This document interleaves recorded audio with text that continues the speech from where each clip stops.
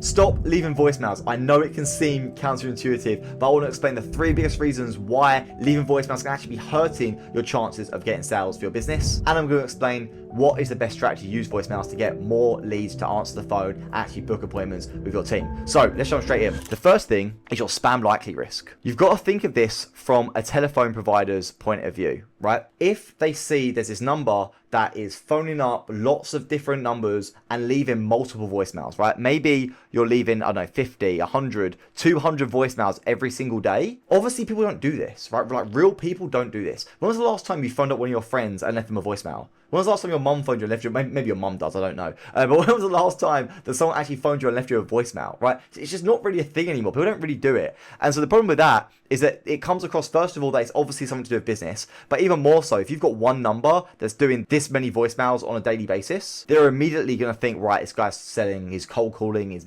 doing some sort of marketing. Even though these leads have opted in and said they want you to call them, the telephone providers don't know that. They don't see that. So this is the first reason why you don't want to be doing it. If you're leaving too many voicemails, you're going to mark yourself as spam. You're going to have to get a new number, have to do a whole load of registration. It's a nightmare. So the first thing is don't leave so many voicemails. The second reason why you shouldn't leave so many voicemails is the amount of energy it takes. So a really quick story. I worked with Gym Launch. I run their entire calling team for them, for their clients. If you don't know who Gym Launch are, they're a massive gym agency across the world. And I was running their entire calling team for them, right? And with that, we had 70 plus agents that were working for me, and Gym Launch was my client, and I was running that whole operation for them, right? One day I remember seeing that we were spending hours and hours and hours on things that should have taken like 30 minutes. It was like spending so much time, and my team, their energy was sounding low on the calls. And I was like, what the hell's going on? Like, you guys have had a whole day off, for example, a whole 2 days off. You come back to work, and within 2 hours, you're already mentally drained, and you're struggling to keep up the demands. And I couldn't understand what was going on. So I spoke to my team and I was like, look, what the hell's going on? And one of my account managers, she was like, look, let me do the calling. I'll figure out what's going on. She did the calling. And what we realized is that we told the setters every single time you get to a voicemail, you have to leave a voicemail. And the script was like 30 seconds long, right?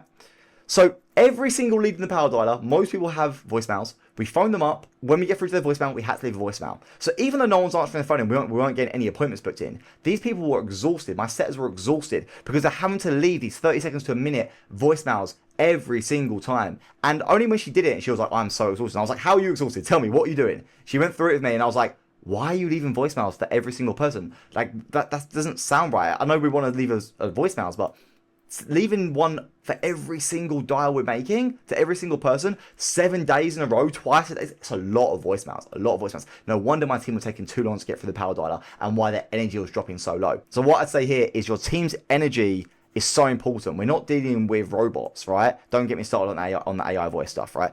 But we're dealing with human beings, and with them, they have energy. They need to be able to keep the energy up. They need to be able to sound good on the phone. And if we're leaving voicemails every 2 minutes to some lead after dialing them, you're going to get drained very quickly. And it means the quality of the call when you actually get through to someone is going to be a lot less. And also just a lot of time being wasted, which could be used somewhere else. And the third point is that no one really listens to them. No one listens, right? Like, if I ever get a voicemail, I might click to see the number if I recognize it, but most of the time my voicemail's full and it's just junk, it's just noise. Like, who's the people that actually leave you voicemails? If you go back through your voicemails on your phone, who are the kind of companies that actually leave you voicemails? Usually it's banks, some sort of customer service. It's like some kind of big corporation. It's not actually things that you really care about most of the time. Or maybe it's your mum, like I was saying earlier, right?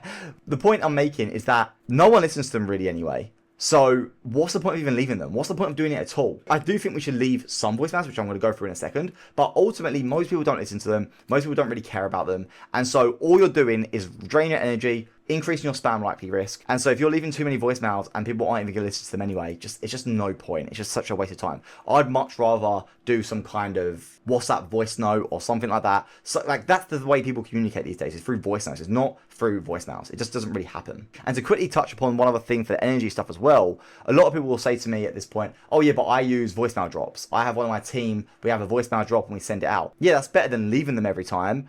But if they're not personalized, most people just know that their voicemail drops and they're not really real. And so they just don't really have an effect. And like I said, no one really listens to them anyway. So if you want to do voicemail drops, that's fine. But you also still put yourself in the first category of risking the spam likely. So just be very, very careful of the voicemail drops as well. If you leave too many voicemail drops, again, spam likely. And there's not really much of a benefit for it anyway.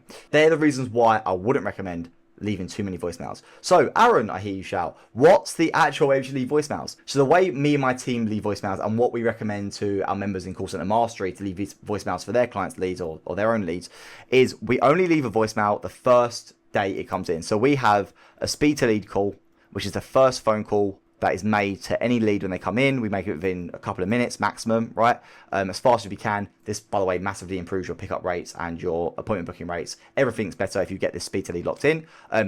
Just a quick plug, if you need help with this, I've got a free school community down below where I've got a bunch of resources. Feel free to join it. If not, no biggie. I say it's free, by the way. It's $1 a month to stop the bots from spamming people. If you don't want to pay $1, it's absolutely fine. Just watch my YouTube and I've got stuff on here as well. But anyway, speed to lead. This is really, really important, obviously, for getting the best number of appointments booked in. And on this phone call, which is essentially the first phone call, right? What we do is we do a double dial. So we phone the lead back to back twice. If they don't answer the first time, we dial them again straight away after. And on that second call, that's when we leave a voicemail. And that's the only voicemail we leave. We don't leave any other voicemails. Like I said, all the other reasons why we don't leave voicemails, right? But that first time that we try to connect with them, we send them a text, we send them an email, we double dial them, and we also send a voicemail. From my experience, that voicemail then is really well positioned just because when they see a new number, they're like, what the hell is this? And they click on it, and you've got a higher chance of someone being a bit more intrigued by who you are, so they might listen to the voicemail. But after this, if you keep phoning them all the time and leaving the voicemails, you start entering the territory where I was speaking about earlier, and you carry all these risks, and it's not really worth it. So if you do want to leave voicemails, leave it on the speed to lead, on the second dial with the speed to lead call. Leave it on that one. But apart from that, I'd avoid all voicemails. I hope this video has been helpful. I hope this saves your team a bunch of time and energy that otherwise would have been wasted, and hopefully make you more money. If you've got any questions, please comment below and I'll be more than happy to personally help you out and give you some feedback. Awesome. Thanks for watching. Cheers, guys.